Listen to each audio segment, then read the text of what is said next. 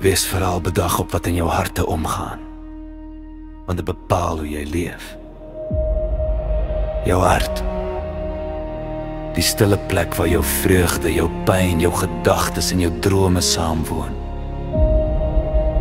is die plek wat God die meeste koester. Daarom sê die woord, wees veral bedag op wat in jou hart aangaan. Waarom?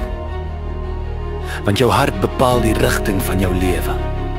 Wat jy toelaat groei, wat jy koester vorm jou, wat jy glo, stuur jou pad. Daarom vra God jou nie om jou hart te ignoreer, maar om dit te bewaar. Bewaar dit teen bitterheid, bewaar dit teen vrees, bewaar dit teen leuns wat jou identiteit wil steel, bewaar dit teen stemme wat God se waarheid verdoof. Maar bovenal, bewaar plek in jou hart vir hom. Wanneer Jesus die sentrum van jou hart word, dan word jou gedagtes helderder, word jou emosies ligter en word jou koers sekerder. God wil nie hê dat jou hart 'n slagveld moet wees nie.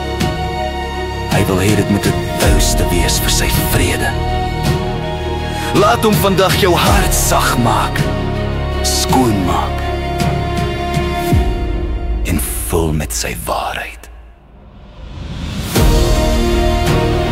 Here, help my om my hart te bewaar, verwyder wat my swaar maak en vul my met uw waarheid en uw vrede.